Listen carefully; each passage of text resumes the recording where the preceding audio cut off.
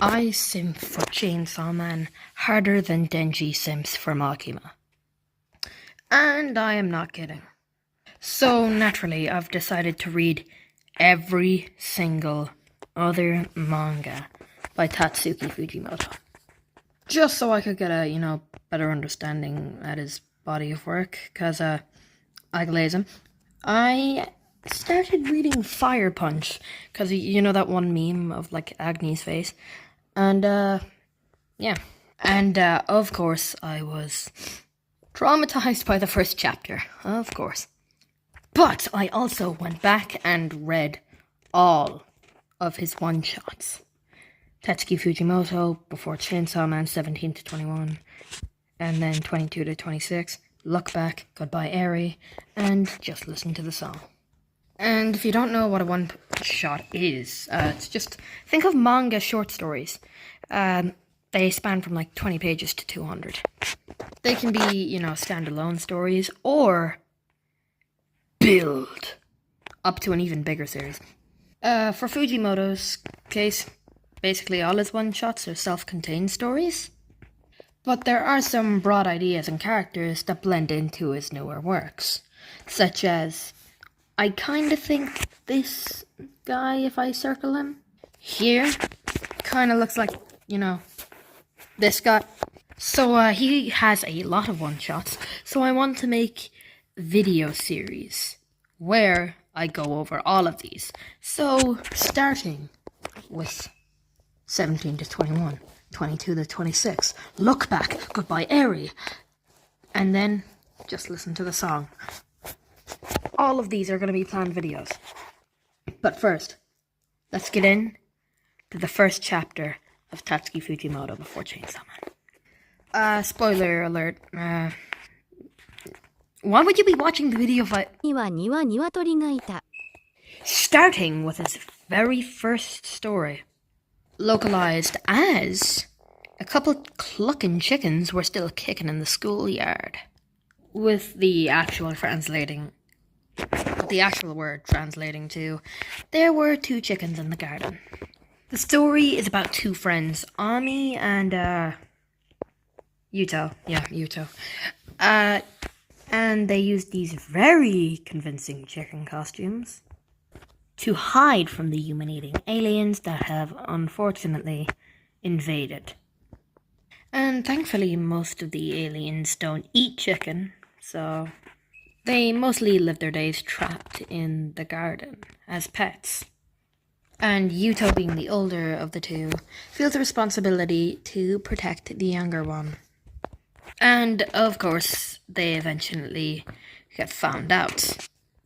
But it turns out this guy's a bit of a race traitor, and he's on their side, and he's gonna lead them to a group that is still hiding.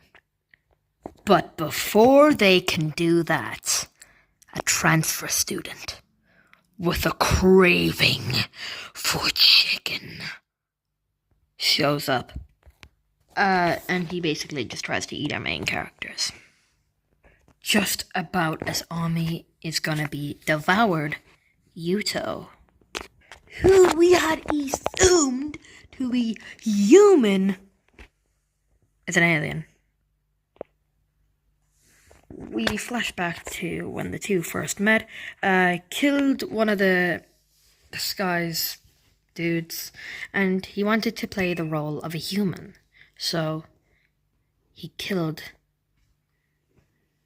poor Yuto, and he is now disguised as a human.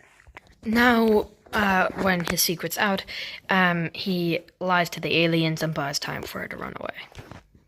Also, figured out that the name of the story is actually a Japanese tongue twister. There are two chickens in the backyard and two in the front yard. And Fujimoto wrote this when he was 17, so it's actually kind of a cool work. I really enjoyed this story. Of course, it wouldn't be a Fujimoto story without the main character going on an almost full-page rant on how he thinks his teacher is a god. God damn! Tell me I'm reading a Fujimoto story without telling me I'm reading a Fujimoto story. And then followed by some guy pulling up with a fucking gun. This is such a Fujimoto story. Alright, you got this dude, Sasaki. And he basically just simps for his teacher. And he goes on and on about how she's perfect, I dream about her, all that stupid annoying shit. But then it gets good. So, then naturally, a couple of pages later, guy rolls in, gun in hand, ready to bang bang, straight to the face. Literally, the first time I read this, scroll down to the bottom of the page. And then scrolled my ass back up to the page. This man is deranged. Somebody stop him. So I eventually make it past page 4. Oh, God. You know, forgot I even talked about the story. And our main boy Sasaki is so utterly shocked at how this degenerate... Yeah. And he purposely stands up against him. The dude shoots at him, and his life flashes before his eyes. And then he recalls Kawaguchi-sensei saying, "Nothing is impossible." And with this in his mind, bang! Bullet is shot. Sasaki caught it.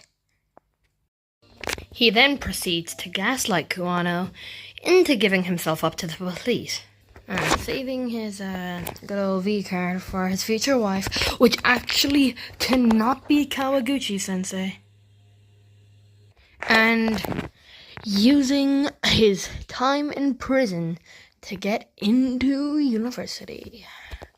And we flash forward 20 years, and we see Sasaki has landed on the moon. And I skipped this, but apparently he thought his dad was, gonna be there on the moon waiting for him, but he's not. And he also talks to Kawaguchi-sensei about the logistics of him actually being capable of stopping that bullet. And this is how it ends. Was your dad on the moon? No, he was not. But I'm okay with that, because now I'm the first Japanese person to land on the moon. But there is actually a second translation. Is your father there on the moon? Of course not. But that doesn't matter. I'm the first Japanese to ever successfully land on the moon. But here he says, of course not. But I find that kind of weird. Also, sorry, my friends keep sending me snaps while I'm editing. Guy. He says, of course not, but that kind of goes against the plot, that there is no impossibilities, which doesn't make sense. So I think the official translation makes more sense. Next up, we got Love is Blind, which is about this guy named Ibuki, who desperately wants to confess to this girl he likes, but increasingly insane circumstances and his own lack of ability to confess will tangle with this story. He has been putting it off for a while now, but he's decided that now that it's the final day of school, he's gonna tell her. I wonder which one of my friends can relate. But also he's leaving for university overseas, so they're probably never gonna see each other again. First, it's his teacher who tries to stop him, saying, yeah, we need you, right now. And then he's like, fuck, now. Then it's a dude with a knife trying to rob his ass. And finally, a fucking alien just, pops out of nowhere to let him know he's about to destroy the Earth. And, what makes this so funny is that he's just like, hell no! And tries to rush his way out of each of these situations. And it ends with him saying, right now, I'm about to confess my love! Planetary destruction is the least of my priority! Also, I love how you can kind of start to see the transition into his longer running series here. Agni, This guy. Come on. And of course, my boy's like, I love you, go out with me. And she says yes, and they start dating. For once, Fujimoto has made a story with a good ending. Or happy. Sorry, happy. Good ending. He has a ton of good endings. They're just, sad good endings, Shikaku is an infamous assassin. With, of course, a troubled past. But, not so much in, the dramatically tragic way. But more like the sociopathic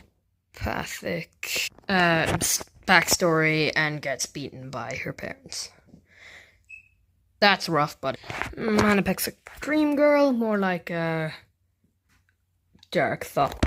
Shikaku's lack of understanding for people and logic. Although she's really never been able to connect with anybody until she is hired by an unkillable vampire with the quest to kill him.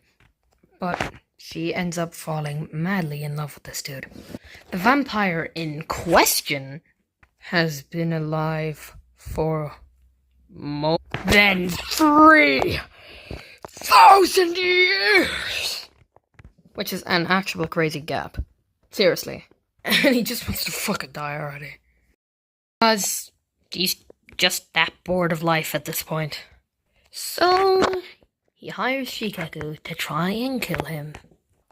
To no avail, really. Due to some shenanigans, she declares her love for him on live television while being gunned down by the police. Which is so absurd enough to actually entertain him. So he decides to save Shikaku by turning her into a vampire, granting her immortality so she can entertain him for the rest of time. Or until she can find a way to actually kill him for real. Even though these two people are kind of horrible people, I really did like this story, and seeing them kind of have some cute moments, and it really was really enjoyable. I actually love this one. Anyways, that was the final story, and I'll see you in the next one. See you next time when I cover 22 to 26.